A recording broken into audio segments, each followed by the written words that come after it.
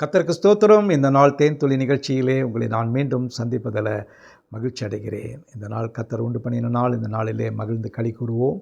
இந்த நாளத்தில் கூட இந்த தேவன் உலகத்தை எப்படி படைத்தார் என்று பார்க்கும் பொழுது மிக தெளிவாக சொல்லுகிறது. தேவன் ஞானத்தினாலே படைத்தார் என்று சொல்லப்படுகிறது. தேவனே இந்த உலகத்தை தேவன் ஞானத்தினால் படைத்திருப்பார் என்று சொன்னால் நமக்கு எவ்வளோ ஞானம் தேவைப்படுகிறது. நீதிமொழியின் புத்தகம் 3ஆம் அதிகாரத்தில் 19 வசனத்திலிருந்து படிக்கும் பொழுது, கர்த்தர் ஞானத்தினாலே பூமியை அஸ்திபாரப்படுத்தி புத்தியினாலே வானங்களை ஸ்தாபித்தார்.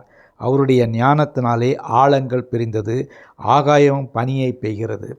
மிக தெளிவாக சொல்லப்படுகிறது. தேவன் ஏதோ ஆக்சிடெண்ட்டாக மற்ற காரியங்களினால் அல்ல, அவர் தம்முடைய மெய்ஞானத்தை உபயோகித்து இந்த உலகத்தை படைத்தார். வார்த்தையினாலே படைத்தார், அது ஒரு பக்கம் இருந்தாலும் கூட ஞானத்தினாலே படைத்தார் என்று நீதிமொழிகளிலே மிக தெளிவாக சொல்லுகிறது. அதோடு கூட இந்த ஞானம், என் மகனே, இப்படிப்பட்டதான தேவன் படைத்ததான இந்த ஞானம் இவைகளை கொண்டு இருக்கும் பொழுது இந்த ஞானம் உனக்கு எப்படி இருக்கும் என்று சொன்னால், என் மகனே, இவைகள் உன் கண்களை விட்டு பிரியாதிருப்பதாக.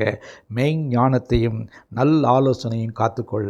அவைகள், அந்த ஞானங்கள் உன் ஆத்துமாவுக்கு ஜீவனும் உன் கழுத்துக்கு அலங்காரமாக இருக்கும்.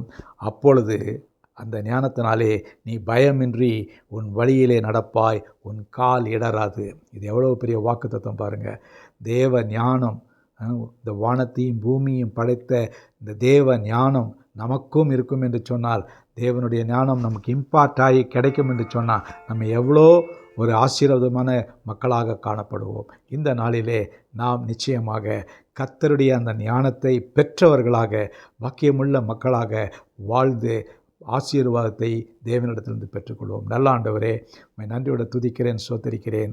ஆண்டவரே, இப்படிப்பட்டதான நீரே இந்த உலகத்தை ஞானத்தினாலே படைக்க தேவை இருக்கும் என்று சொன்னால், ஆண்டவரே, எங்களுடைய வாழ்க்கையை நடத்துவதற்கு இந்த ஞானம் எவ்வளோ தேவைப்படுகிறது ஐயா. அந்த மெஞ்ஞானத்தை நீர் எங்களுக்கு தர வேண்டுமா ஜெபிக்கிறோம். மீட்பர் இயேசுவின் நாமத்தில் ஜெபிக்கிறேன் நல்ல பிதாவே. ஆமேன், ஆமேன். கர்த்தர் உங்களை ஆசீர்வதிப்பாராக. இந்த மெஞ்ஞானம் உங்களை வழி நடத்தட்டும்.